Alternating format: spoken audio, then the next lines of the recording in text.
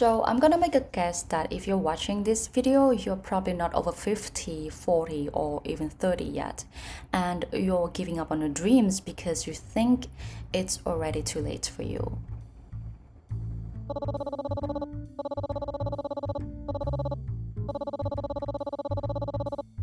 To be honest, I think there are a lot of 18s or 20s thinking that they are already failures. You're wrong, you're just wrong, and in this video I'm gonna prove that.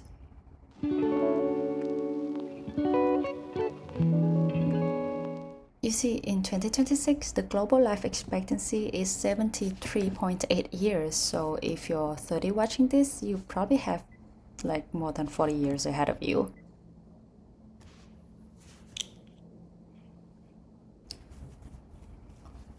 Now that's kind of scary to think that I've lived almost half of my life. But the point is, you still have a lot of time, and you and I both know that a lot can change in 10 years. The truth is, life can change very quickly, for better or worse. All it takes is one small change in your life could be completely different. It could be like 1 year before you meet someone who you eventually fall in love with and marry. It could be 2 years to go back to school to get a postgraduate degree. It could be several years to build a side hustle that becomes your full-time job. It really doesn't take much to change your life. It only takes like an hour a day to change your life. I think you'll be shocked about how much you can change by just committing 1 hour each day. Have you read Atomic Habits?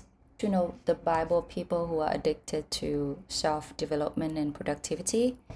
The book claims that if you just improve by 1% each day, you'll be 37 times better by the end of the year. Now, I'm not so sure about the number. I think it's just like an estimation and it's not correct for everyone, but just imagine that you put only 1 hour each day, maybe in the morning, maybe during your commute, to learn or build something. Imagine how good or how better you can be after a year. You'll be better at that thing than 50 or 60% of the whole population. I just made that up, but I strongly believe so. That's reasonable, right? To give you some reasons for why you should trust me with all of this, I think I should give you some credentials. Do I have to go over this again? I really don't want to, but here's the list of all the failures I've had as someone who is 27 years old. In summary, I am penniless, degreeless, talentless, friendless. I have nothing to show really. I dropped out of university 3 times. This is like my 4th attempt. I'm starting with people who are like 10 years younger than me. I'm working on a job that is paying me below the minimum wage. So I'm not talking as someone who is already successful, who already got over all the shit, who is looking back in hindsight knowing that things will work out eventually. I'm talking as someone who is in the middle of the shit, who is struggling, who is in a really bad position in general. Is shit a curse word? Can I say shit on YouTube? So that's why you should trust me, because I am just as bad as you. My life is just as shit as you.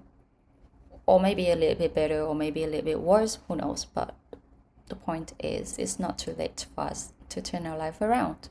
And if I believe so, you should too.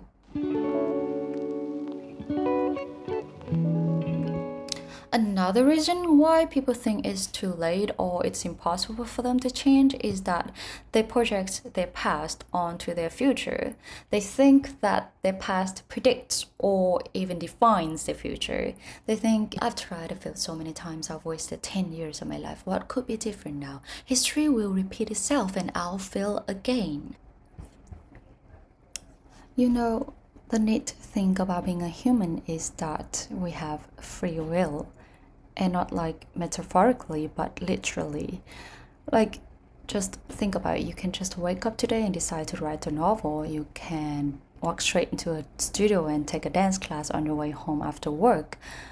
You can start saving money for that dream vacation. You can literally decide whatever you want to do with your life right now, regardless of your age or your past.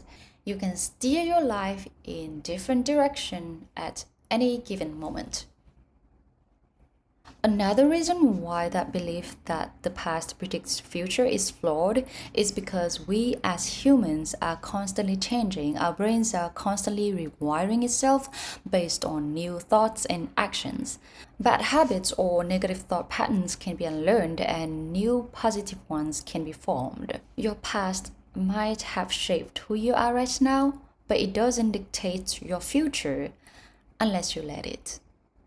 Remember what the Grandmaster Wu Wei once said. Yesterday is history. Tomorrow is a mystery, but today is a gift. That is why it is called the present. The only way to deal with regrets, which I'm sure you have many, is to make the most out of the present. Sometimes we are so caught up in the past regrets, in things that we did or didn't do, things that might have been or should have been, that we feel like we've missed all of our chances, all of our shots. The thing with regret is often you look back from the vantage point of who you are right now, wishing you'd known then what you know now, but you didn't. You were only doing the best you could with what you had at the time. So instead of beating yourself up with your past mistakes, you have to let it go. Forgive yourself because, as cliche and boho as it sounds, it's the only thing you can do. Because let's be honest, when did moaning and drowning in regrets or beating yourself up ever help you in your life? If being harsh on yourself works, it would have worked by now. And I don't know if you noticed, but there is a vicious cycle going on here. Whatever that is that you're trying to do, you're probably wishing that you had started earlier. But 1 year from now, you will be wishing that you started today. So, what you choose today, in the present, in this very moment, is your only chance to break that cycle. Really, the present is a present. One more thing about regrets is that you will always regret the things that you didn't do than the thing that you did do. So please just go out there, start the business, start the YouTube channel, learn the skills, the things that have been in your head for way too long. Because I don't know about you, but I choose a museum of trying and failing and trying again over a gallery of what ifs any day. I'm so awkward. Now that we talk about trying, I think there's one more reason why your past doesn't necessarily predict your future. It's because the chances are you haven't really tried yet. This might be personal, but I'm sure there are a lot of people out there who are exactly like me. Raise your hand if you're someone who have a lot of hobbies, multiple passions and interests. You want to learn computer science, you want to make videos and music, you want to be a home cook, you want to a lot of things. But you have little to no skills in any of them.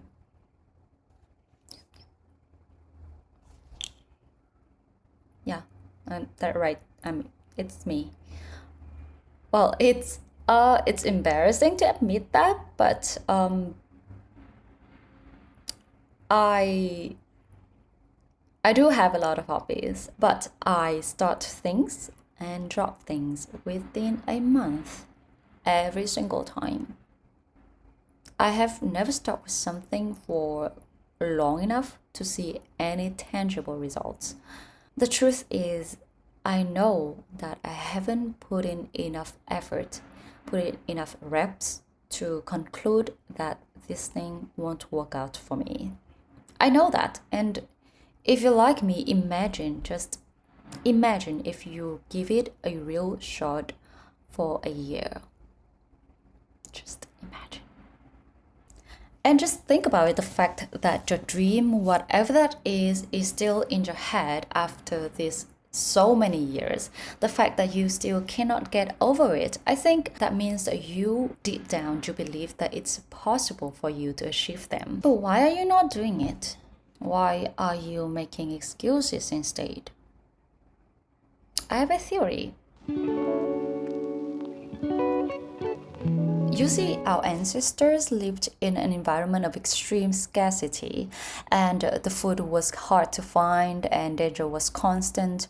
So, for an early human running around without a clear survival reason, like chasing a prey or fleeing from a predator, was a massive threat to survival. It was a waste of precious calories. So our brains have evolved to be energy efficient. So your brain, in the name of conserving those hard-earned energy, is lying to you that it's impossible or it's too late to change so that you don't make a move. Or maybe you're lying to yourself. And you know that.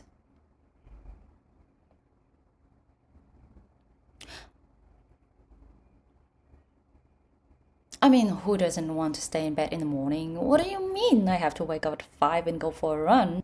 Why would I do that? To put it plainly, the brain likes easy things. Staying the same, doing nothing, continuing to suffer. As funny as it sounds, is pretty easy. And change, on the other hand, is hard. Doing what you've always done is way easier than creating change in your life. And even if you choose to make the change, there's no guarantee that you will succeed. And that kind of freaks the brain out. So you're telling me that I gotta invest years of my life, put in all the effort, starting over from scratch for this thing that might not work out? Nope. I'm not doing that. Just know that your brain will try its best to prevent you from doing something that stupid, from wasting your energy. Your brain likes to play it safe. But we all know that in life, success can never be guaranteed. But that shouldn't stop you from doing it and trying it in the first place, right? I mean, you can choose to take actions and have a chance of success, or you can choose to stay the same and guarantee failure. It's up to you. You cannot guarantee your success, but you can guarantee your failure. You know, your brain is actually not malicious. It's just doing its job. It's trying to protect you. Because from its point of view, there's no reason for you to do the hard things. There's no reason for you to wake up in the morning and run. You are surviving, and it's all that matters to it. But just know that you have the power to detach yourself from your thoughts. As funny as it sounds, you are not your brain. You are not your thought. You can acknowledge what it says to you and still choose to do something else, something meaningful for your life.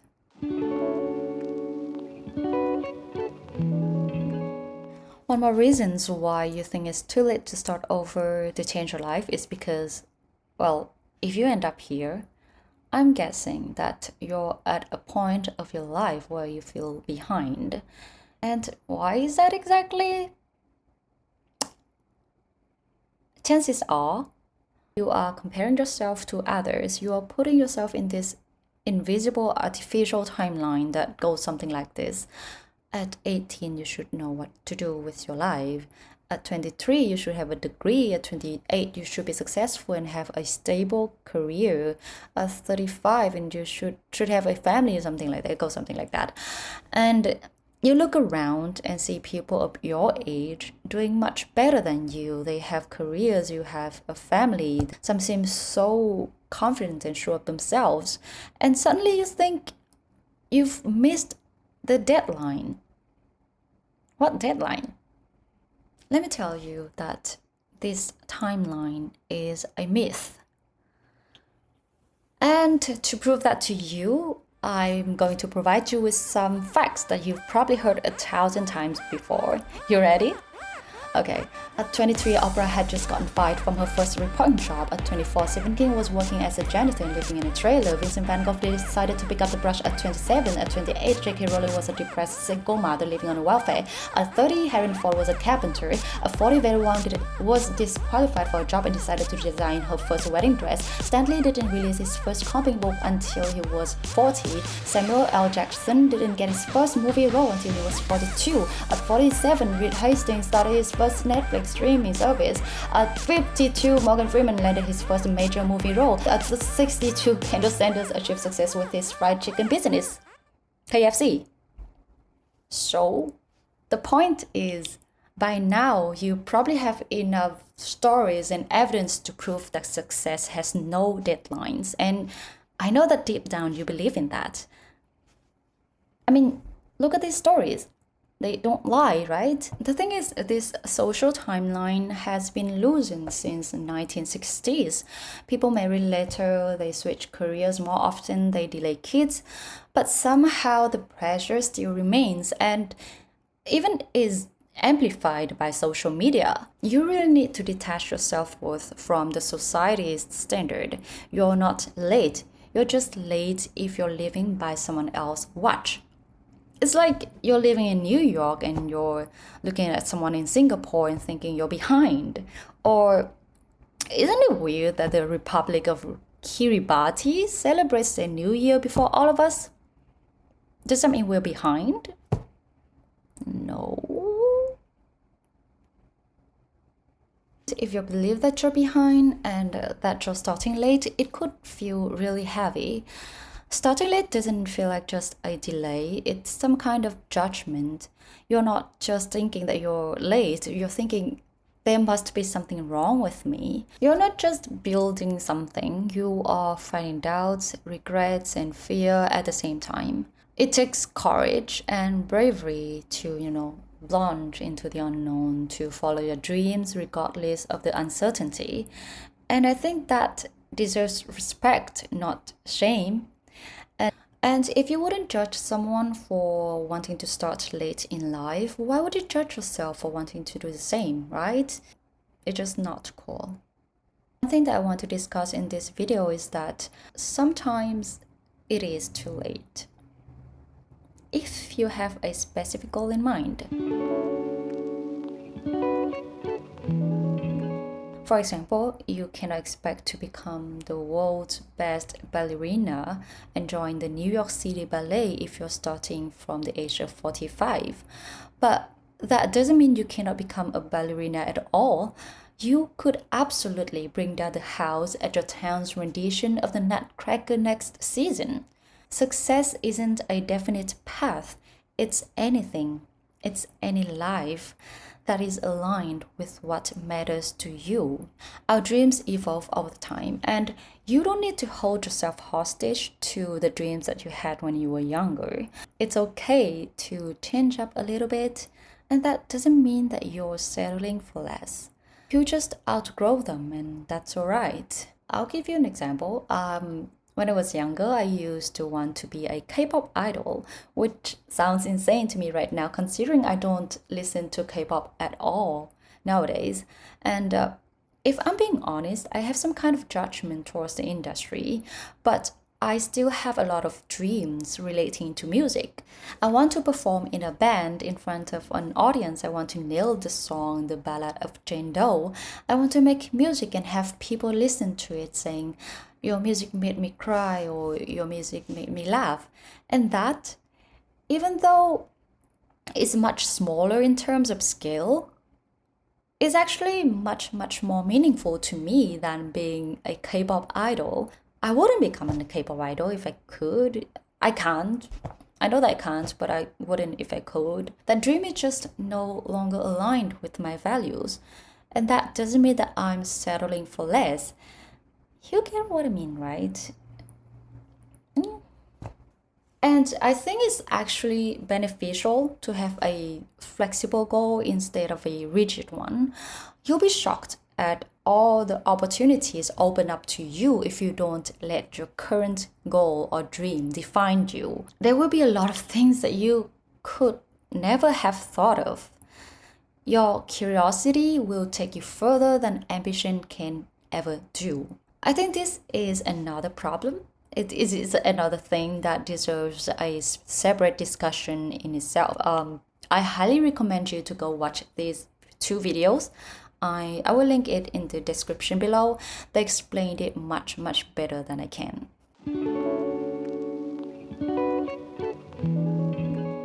Okay, so I think I've talked enough about this topic, and I think we can both agree that you're wrong if you think that it's too late for you to start living the life you want. To wrap this up, I want to read you a poem from a poet called Kiana Azizian. I found her on Instagram. Sadly, sometimes it's too late, and that's the thing about time. We cannot get it back. I know I've spent the whole video trying to tell you that it's not too late, but now I'm reading you a poem that saying that sometimes it's too late. I think it's better to reframe that it's never too late if you start right now, but it might be too late later. Does that make sense?